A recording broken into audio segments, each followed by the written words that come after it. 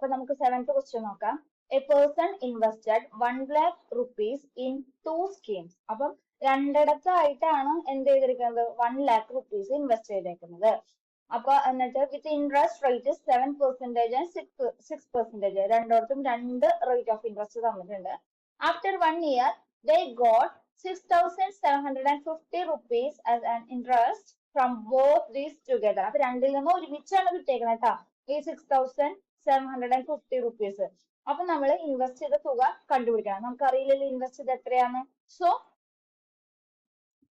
Let amount invested in first scheme എന്ന് പറയുന്നത് P1 ആയിട്ട് വിചാരിക്കുക. അതേപോലെ സെക്കൻഡ് സ്കീം എന്ന് പറയുന്നത് P2 ആണെന്നിരിക്കാം. നമുക്കൊരു കാര്യം ജനറൽ ഇക്വേഷൻ, അതായത് പ്രിൻസിപ്പൽ എമൗണ്ട് P ആണ്, അതേപോലെ തന്നെ റേറ്റ് ഓഫ് ഇൻട്രസ്റ്റ് R ആണ്, പിന്നെ നമ്പർ ഓഫ് ഇയേഴ്സ് N ആണെങ്കിൽ ഒരു ഇക്വേഷൻ നമുക്കറിയാം ഇൻട്രസ്റ്റ് കണ്ടുപിടിക്കുന്നത് എങ്ങനെയാ, P/100 അല്ലെ? ആ ഇൻട്രസ്റ്റ് കണ്ടുപിടിക്കുന്ന ഇക്വേഷൻ ആണിത്. അപ്പൊ അത് വെച്ച് നമുക്ക് ഇവിടെയൊക്കെ പറയാൻ പറ്റുള്ളത്, കാരണം ആദ്യത്തെ ഇൻട്രസ്റ്റ് റേറ്റ് ഓഫ് ഇൻട്രസ്റ്റ് വന്നിട്ട് 7%, രണ്ടാമത്തെ എത്രയാ 6% ആണ്. അപ്പൊ രണ്ടിന്റെ സെപ്പറേറ്റ് എങ്ങനെ കണ്ടുപിടിക്കാം നമുക്ക്, ഈക്വൽ ടു P1 എത്ര വർഷത്തേക്ക്, ഒരു വർഷത്തേക്ക് അല്ലെ. ആദ്യത്തെ rate of interest 7, P1 into 7 into വർഷം 1/100 ആണ് ആദ്യത്തേതിന്റെ.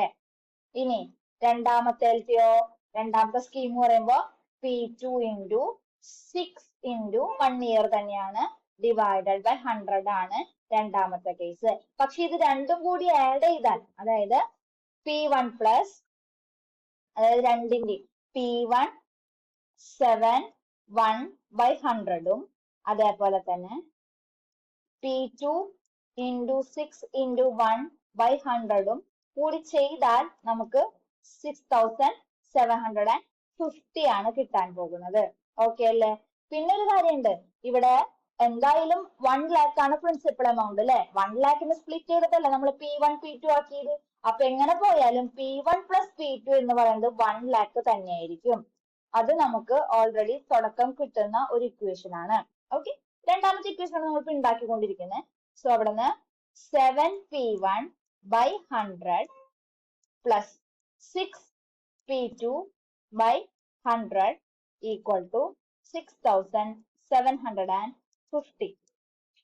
ഇവിടെ നിന്ന് എനിക്ക് ഇക്വേഷൻ എങ്ങനെ എഴുതാം, 7P1 plus 6P2, രണ്ടുപേർക്കും ഡിനോമിനേറ്റർ 100 ഇല്ലേ, അത് അപ്പത്തേക്ക് മൾട്ടിപ്ലിക്കേഷൻ കൊടുക്കാം. സോ 6,750 100 കൂടി അങ്ങോട്ട് മൾട്ടിപ്ലൈ ചെയ്യുമ്പോൾ അതിന്റെ സീറോസ് ഇട്ട് കൊടുത്തു. അപ്പൊ എനിക്ക് ഇക്വേഷൻ നമ്പർ 1 കിട്ടി, അതേപോലെ തന്നെ ഇക്വേഷൻ നമ്പർ 2 കിട്ടി.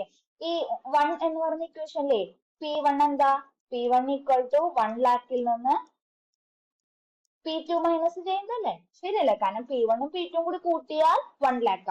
അപ്പൊ അവിടുന്ന് P1 എന്ന് പറയുന്നത് എങ്ങനെയാ, 1 lakhൽ നിന്ന് P2 മൈനസ് ചെയ്തത്. ഈ P1 ന്റെ വാല്യൂ എന്ത് ചെയ്യാം, സെക്കൻഡ് ഇക്വേഷനിൽ നമുക്ക് വാല്യൂ ഇട്ടുകൊടുത്ത് സബ്സ്റ്റിറ്റ്യൂട്ട് ചെയ്യാം. അപ്പൊ നമ്മുടെ ഇക്വേഷൻ എന്തായിരുന്നു, 7P1 plus 6P2 equal to 6,75,000. അതിൽ നമുക്ക് എന്ത് ചെയ്യാം, P1 പകരം 7 ഇൻറ്റു P1 പകരം 1 lakh minus P2 plus 6P2 equal to 6,75,000. ഉള്ളിലേക്ക് ഇതുകൊണ്ട് മൾട്ടിപ്ലൈ ചെയ്യാം. So 7 lakh minus 7P2 plus 6P2 equal to 6,75,000. ഇത് സോൾവ് ചെയ്യാം നമുക്ക്. അപ്പൊ എന്ത് കിട്ടും, ഇവിടെ നിന്ന് ഈ 7 lakhനെ നമ്മൾക്ക് എന്ത് ചെയ്യാം, അപ്പുറത്തെ സൈഡിലേക്ക് കൊണ്ടുപോവാം. So minus 7P2 plus 6P2 equal to 6,75,000 minus 7 lakh. അപ്പൊ എന്ത് കിട്ടും നമുക്ക്, which is equal to minus 25,000. അപ്പൊ ഇവിടുന്ന് കിട്ടും ലെഫ്റ്റ് സൈഡ് എന്താ കൊടുക്കണേ minus P two equal to negative 25,000 അല്ലേ. അപ്പൊ പി ടു ഈക്വൽ ടു എന്ത് കിട്ടി 25,000. ഇനി അപ്പൊ P1 എങ്ങനെയായിരുന്നു ഇക്വേഷൻ? P1 എന്ന് പറയുന്നത് 1 lakhൽ നിന്ന് P2 മൈനസ് ചെയ്യേണ്ടതാണ് അല്ലെ.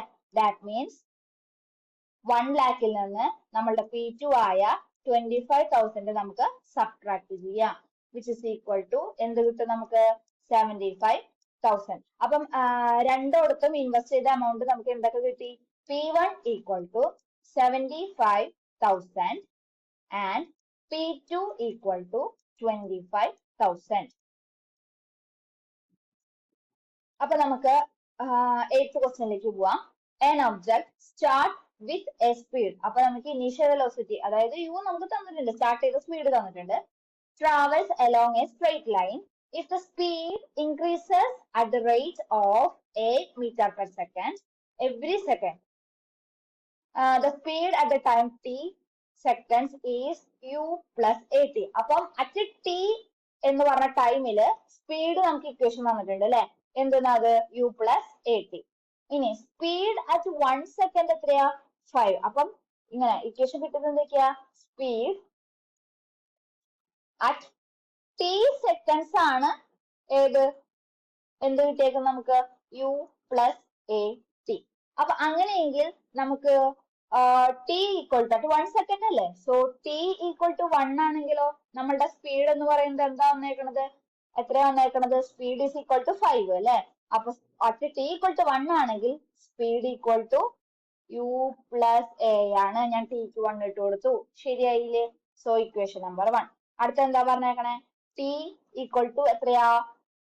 അറ്റ് 5 സെക്കൻഡില് ടൈം 13 മീറ്റർ പെർ സെക്കൻഡ് ആണ്. അപ്പൊ ടൈം എത്രയാ 5. ആ സമയത്ത് സ്പീഡ് എന്ന് പറയുന്നത് 13 ആണ്. ടിക്ക് നമ്മൾ എന്തായിട്ട് കൊടുക്കണ്ടേ 5. So u plus 5a equation number 2. ഇത് രണ്ടും മൂന്നും സോൾവ് ചെയ്യാൻ നമുക്ക് എന്താ 5a plus u equal to 13 ഉണ്ട്.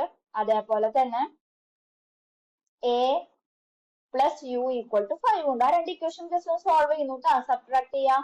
സോ 4a ഈക്വൽ ടു 8 എന്നും a equal to 8/4 which is equal to 2. അപ്പൊ നമുക്ക് a ന്റെ വാല്യൂ കിട്ടി 2 എന്ന് അല്ലെ.